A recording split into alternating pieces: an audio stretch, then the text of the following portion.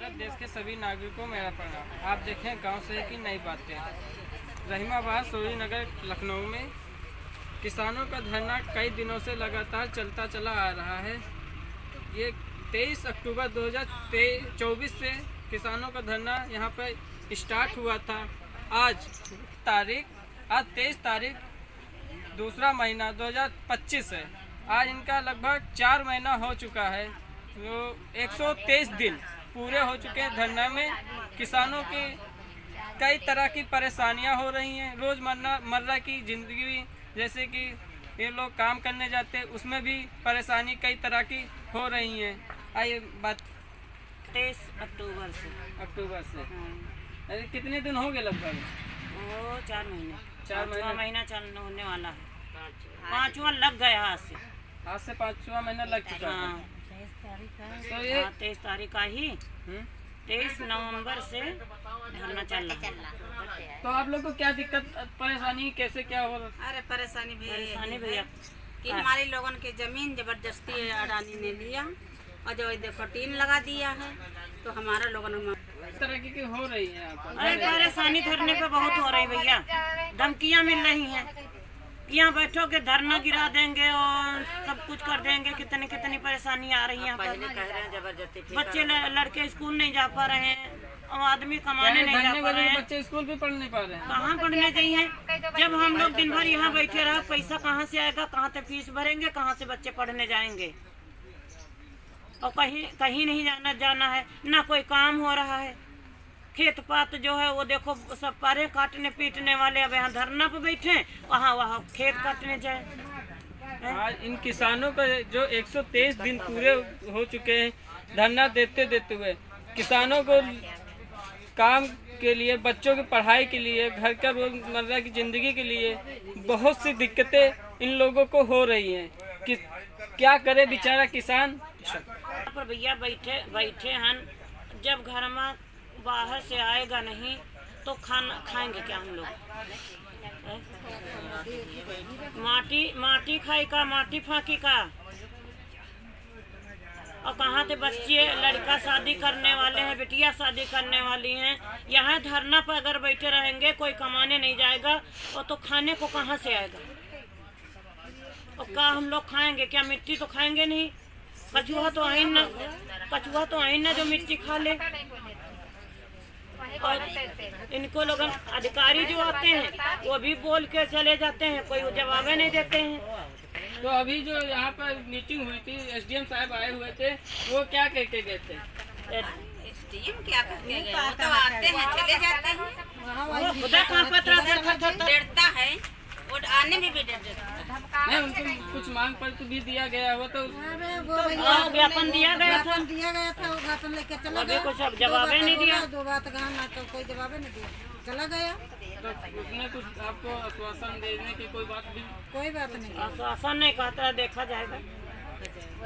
जब देखा कोशिश कर रहे हैं। जब देखा कोशिश करे तब जाके।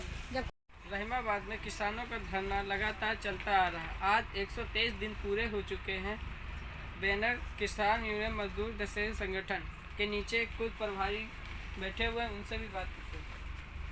आप यहाँ पर किस लिए बैठे हुए हैं? आप क्या दिक्कत है? भैया मैं मनीष यादव रहीमाबाद का किसान हूँ। भारतीय किसान मजदूर यूनियन दशहरी संगठन से मैं योजना प्रभारी भी हूँ यहाँ का। हमारी ज़मीन जो है एयरपोर्ट द्वारा जबरन कब्जा की जा रही है। 23 अक्टूबर को एयरपोर्ट के द्वारा तमाम उपकरण लेके एकदम से आके तमाम तरीके की जो है व्यवस्थाएं थी उनके पास एक टीम सेट लगा दी। तो यहाँ पर क्या आप लोग को कोई नोटिस वगैरह को? नहीं, हमें किसी प्रकार की कोई सूचना नहीं, कोई जानकारी नहीं, ना हमें कोई मुआवजा मिला है, ना हमारे पास किसी तरह का कोई पेपर है, ना एयरपोर्ट ने हमें कोई दिखाया। जो लगाने आए उन्होंने भी, उनके पास भी कोई ऐसी चीज़ें नहीं थी जो हमें वो दिखा सके। तो आप लोग के पास खेती के भी कोई कागज थे? हाँ, खेती के कागज हैं हमारे पास। हम इसकी लड़ाई भी लड़ रहे हैं, कोर्ट में भी लड़ रहे हैं और अभी आगे कुछ और हम लोग करेंगे। संगठन के राष्ट्रीय अध्यक्ष जी ने हमें कुछ और दिशा निर्देश दिए, उस पर भी हम लोग विशेष ध्यान देकर कुछ आगे की कार्रवाई और करेंगे। तो ये केस में जो आगे का केस जो कोर्ट में कैसे चल रहा है? देखिए, अब पहले जो है केस जो है हरीशचंद दादा की तरफ से डाला गया था। केस में कुछ जो है हम लोगों ने खामियां पाई और अब हम लोग एक नया केस, क्योंकि क्या किया था, जो भी किसान है यहाँ पर वो अलग अलग चीज़ों के वो हैं। जैसे हमारे पास पुश्तैनी ज़मीन के किसान अलग हैं, फिर इसमें 3 बार जो है पट्टे हुए हैं। जो ऊसर है उसका 3 तरह का पट्टा हुआ है। एक 1951 में हुआ है, जी जो हमारे एक तरह से यहाँ जमींदार था, जमींदार की ज़मीन का पट्टा हुआ है। उसके बाद दूसरा पट्टा 62 से 65 के बीच में हुआ है।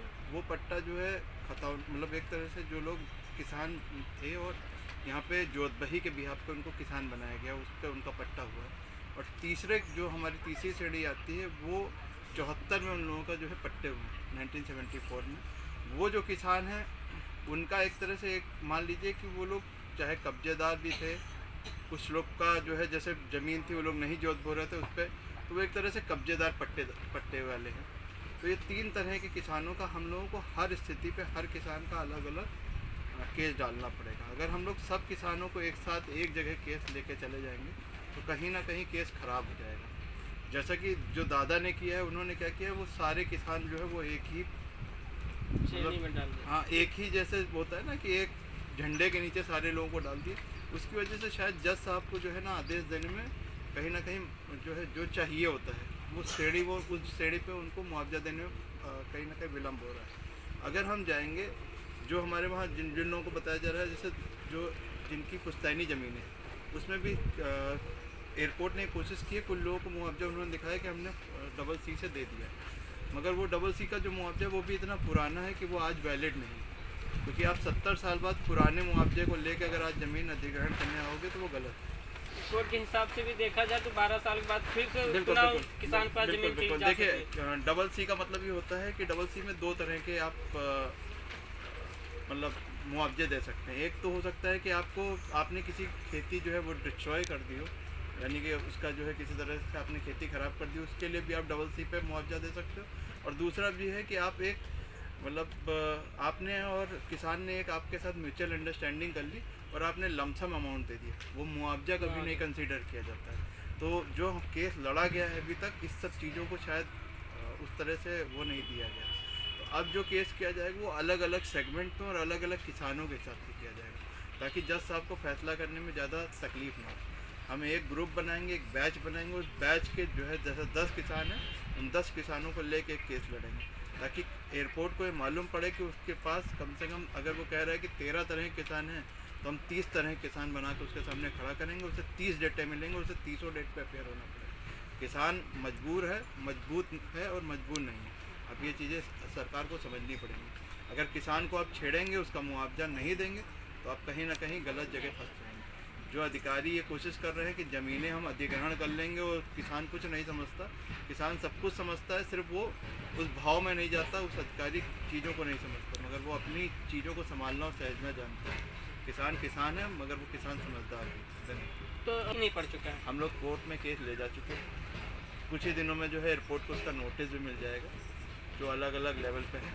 मगर हमें मालूम है कि जज साहब जो है एक सीक्वेंस से ही ऑर्डर दे सकते हैं, तो हम बैच बाय बैच केस लेके गए।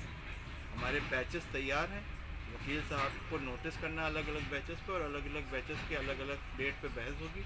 किसान जिस बैच का होगा उस बैच पे जाएगा और उस डेट पे अपीयर होगा जज साहब। आपको इस धरने से क्या दिक्कत हो रही है रोज़मर्रा की ज़िंदगी में?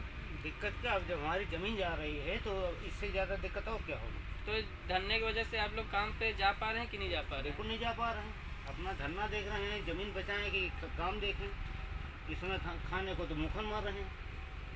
तो इस धरने की वजह से भी बच्चे भी पढ़ाई ना कर पा रहे होंगे। ना बच्चे पढ़ने जा रहे हैं, ना घर में कमाने जब जाएंगे नहीं तो खाने को आगे कहाँ से, यही कहानी चल रही है। कई जो दिक्कतें हैं किसानों को उठानी पड़ रही है, जो ये एयरपोर्ट सुनने नहीं चाहता और ये सब नहीं चाहती है।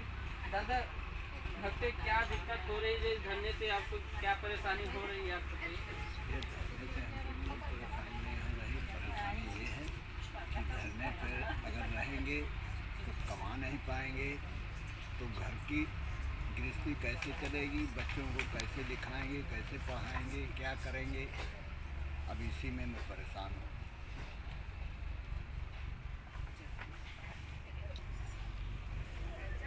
दादी आप धरने पर दिक्कत क्या हो रही है? हाँ भैया दिक्कत तो है ही है भैया, आँखें से कमजोर हमें देखी नहीं पाई थी, आई थे खपत हो रही थी और जब जमीन न रहे तो जा भी कम हुई है आँखें काटी है। हम कपन तो रोना सोचे रहे पंचे पहले मर जाए तो कहाँ जमा आवाज न मिल पाई कुछ नहीं दादी मुआवजा मिलेगा, मरेंगे फिर। और का ऐसा तबियत खराब रहती है, आ जाते रात में रहो दिन में रहो तो का यहाँ सुनने में मिला भी था कि धरने पे कोई आदमी भी खत्म हुआ था। हाँ एक जने खत्म हुए थे उसको बगल में। तो उसको क्या कुछ मिला हुआ था कि नहीं? क्योंकि धरने पे जो खत्म होता है उसको सरकार देती है। उसको कुछ नहीं मिला है। हाँ कुछ नहीं मिला उनको, यही खत्म है धरने पे। हाँ गाँव है कि उनकी खेती है यहाँ। अच्छा, हाँ गाँव है कि है। तो धरने से आप लोगों को क्या परेशानी उठानी पड़ रही है? अब भैया परेशानी हमारे लोगों की खेती जा रही है तो यही हमारे लोगों की परेशानी है। खेती हमारी ले लेंगे तो हमारे बच्चे और हम लोग क्या खाएंगे? और शादी हमारी लड़की करने वाले हैं, लड़के शादी करने वाले कैसे करेंगे? और जो कमाने है कोई नहीं जा रहा है, हम लोग यहीं बैठे हैं दिनमान, रात को लड़के बैठते हैं वो भी नहीं काम पे जा पा रहे हैं तो क्या खाएंगे? ये तो ये टीने ले जाए और नहीं मेरा मुआवजा दे तो जमीन छोड़ देंगे, हमारा यही कहना है। इस धरने के आंटी कितने दिन हो चुके हैं? धरने को हो चुके हैं 5 महीने। 5 महीने। हाँ 4 महीने पूरे हो गए, 5वां महीना चलने लगा। कोई सुनवाई हुई कि नहीं हुई? कोई सुनवाई नहीं हुई, यहाँ कोई सुनवाई नहीं हुई। और रात में धमकियाँ मिलती हैं कि यहाँ बच्चे पढ़ते हैं, इनके साथ गलत वो करो। और बाहर के जो लोग हैं हम लोगों से खिलाफ वो आ करके यहाँ गालियाँ देते हैं। धमकी है कौन, कहाँ से, किस तरीके की आती है धमकी? अब गांव के जो आते हैं हम लोगों के खिलाफ जो हैं वही आते हैं, धमकियाँ देते हैं कि यहाँ अगर लेटोगे तो हम फिर यहाँ लड़ाई करेंगे और मारेंगे, और धमकी देते हैं कि यहाँ ना लेटो, यहाँ चले जाओ सब लोग। अच्छा, उन लोगों का काम होता है कि धरना भंग करने का? हाँ धरना भंग करने का भाग जाए होता यहाँ है। से, नहीं यहाँ से भाग जाए। हम लोग भागने वाले नहीं है, न डरने वाले हैं, यहाँ से हटने वाले नहीं हैं। हमारी जमीन है और छोड़ेंगे नहीं हम लोग। हाँ मर जाएंगे जमीन? हाँ जमीन नहीं छोड़ेंगे। होली यही करेंगे और पर जाके पूरी गर्मी बिताएंगे। जब दीपावली ही है भाई, रक्षाबंधन ही हुआ, सब कुछ ही बहुत होली ही है। वही ये चक्कर में है अडानी की जमीन छोड़ दे तो जमीन नहीं छोड़ेंगे। हाँ यही बात है मेरी। कई तरीके की जो दिक्कतें हैं किसानों के साथ आती है।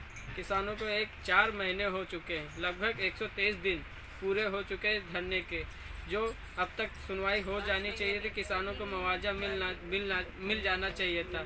अभी तक सरकार की तरफ से इनको कोई आश्वासन कुछ भी दिला। महापंचायत कब चल?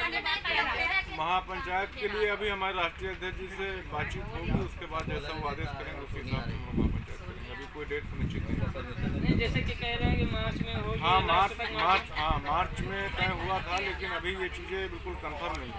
उनसे वार्ता करने के बाद ही हम इन चीज़ों पर स्पष्ट बिल्कुल बता पाएंगे आपको। महापंचायत में कहाँ से किसान आने की संभावना है? महापंचायत में पंजाब से आएंगे और प्रदेश के लगभग 100 जिलों से लोग आएंगे। बड़े राष्ट्रीय अध्यक्ष जो भी हैं, हाँ 100 राष्ट्रीय अध्यक्ष आएंगे 100 जिलों से। तो क्या लगता है तब यहाँ की सुनवाई होगी या नहीं होगी? सुनवाई नहीं होगी तो उस पर तुरंत हम लोग हवाई अड्डे को बंद कर देंगे उसी समय से। ये हमारी चेतावनी है हवाई अड्डे को। हाँ। जब तक ये सुनवाई नहीं कर रहा है एयरपोर्ट, तो इसके बीच में तो सुनवाई कर देनी चाहिए, ना करता तो बंद कर देंगे आपको? तो नहीं, ये हम इसको महापंचायत में बता देंगे। अगर हमारी 1 घंटे के अंदर सुनवाई नहीं हुई तो हम एयरपोर्ट को तुरंत बंद कर देंगे। पूरे सारे जितने भी किसान होंगे एयरपोर्ट पर धरना देंगे, एयरपोर्ट के एक भी जहाज नहीं उड़ेगा। तो यहाँ से उठकर एयरपोर्ट के अंदर जाने के, एयरपोर्ट के अंदर जाएंगे। जो जितने 100 जिलों के, जो 100 इस जिले के जितने भी अध्यक्ष, राष्ट्रीय अध्यक्ष, हाँ राष्ट्रीय अध्यक्ष, इस तरह के सभी बड़े पदाधिकारी लोग यहाँ पहुँचेंगे। वो सब वहाँ जाने की संभावना है? सभी लोग वहीं बैठेंगे जब तक हमारी मांगे पूरी नहीं होंगी। ठीक है।